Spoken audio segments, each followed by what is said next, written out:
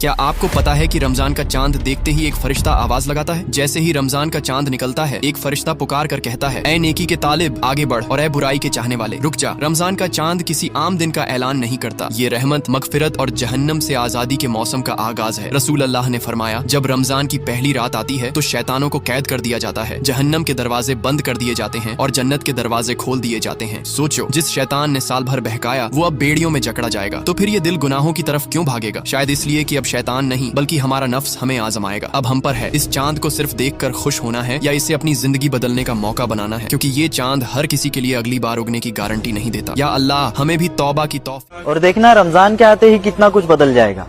آج مغرب لوگوں کا انتظار کرتی ہے تو کل لوگ مغرب کا انتظار کریں گے۔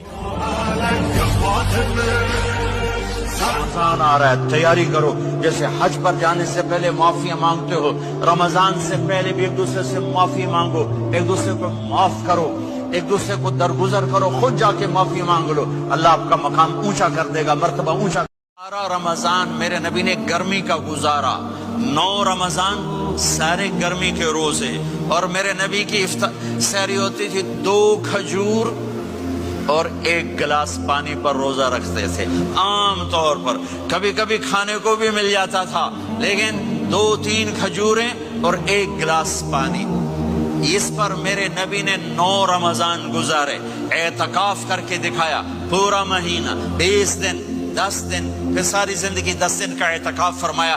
افسوس، رمضان میں ہماری خواتین صرف باورچی بن کر رہ جاتی ہیں۔ سسرال کے تانے، کچن کی گرمی اور تھکاوٹ، ایسا لگتا ہے کہ ساری عبادت ضائع ہو رہی ہے، لیکن اللہ نے آپ کے لیے کچن میں ہی جنت چھپا رکھی ہے۔ بس یہ 3 باتیں یاد رکھیں۔ نمبر 1، گرمی کا بدلہ۔ جتنی گرمی اور پیاس آپ چولہے کے آگے برداشت کرتی ہے، اللہ اتنا ہی آپ کو جہنم کی آگ سے دور کر رہا ہے۔ آپ کا ایک ایک قطرہ پسینہ عبادت ہے، ضائع نہیں جائے گا۔ نمبر 2، جو افطار آپ بنا رہی ہیں اسے کھانے والے کا پورا ثواب آپ کو ملے گا، یعنی اگر آپ نے 5 گھر والوں کو افطار کرایا تو آپ کو ایک دن نہیں 6 روزوں کا ثواب ملے گا۔ نمبر 3، آپ سحری بنانے کے لیے سب سے پہلے اٹھتی ہیں، بس وضو کر کے 2 رکعت تہجد پڑھ لیا کریں۔ جب پوری دنیا سو رہی ہوگی آپ اللہ کے سب سے قریب ہوں گی۔ اس ویڈیو کو سب کے ساتھ شیئر کریں اور کہیں آپ کی محنت ضائع نہیں۔ بہت سارے لوگ جب رمضان سٹارٹ ہوتا ہے نا تو رات کو سوتے ہی نہیں، سبحان اللہ، یعنی کہ جو رات کی نیند ہے نا، جو ڈیپ سلیپ، جو سب سے اچھی نیند، جو ریکوری والی نیند ہے، وہ آپ کو رات کو ملتی ہے۔ ابھی ایک سٹڈی ہوئی ہے، اس میں دیکھا گیا کہ دن میں اپنے آپ کو روشنی کے قریب رکھنا ہے اور رات میں روشنی سے دور رکھنا ہے۔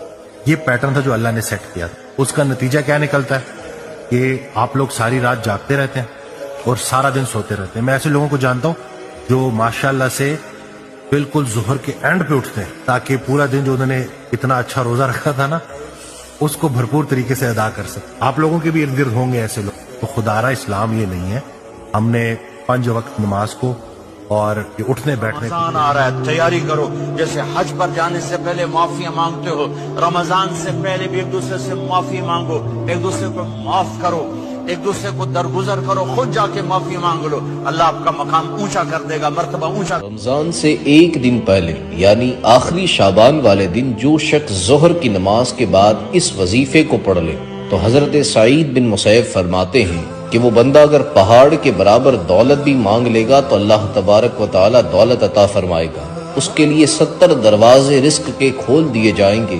وظیفہ بڑا ہی آسان ہے، اول آخر 3 مرتبہ درود پاک کے ساتھ، بیچ میں آپ نے 270 مرتبہ بسم اللہ لا حول ولا قوت الا باللہ، اس دعا کو پڑھنا ہے، انشاءاللہ بہت فائدہ حاصل ہوگا۔ رمضان سے ایک دن پہلے یعنی آخری شعبان والے دن جو شخص ظہر کی نماز کے بعد اس وظیفے کو پڑھ لے تو حضرت سعید بن مسیب فرماتے ہیں کہ وہ بندہ اگر پہاڑ کے برابر دولت بھی مانگ لے گا تو اللہ تبارک و تعالی دولت عطا فرمائے گا، اس کے لیے 70 دروازے رزق کے کھول دیے جائیں گے۔ وظیفہ بڑا ہی آسان ہے، اول آخر 3 مرتبہ درود پاک کے ساتھ، بیچ میں آپ نے 270 مرتبہ بسم اللہ لا حول ولا قوت الا باللہ، اس دعا کو پڑھنا ہے، انشاءاللہ بہت فائدہ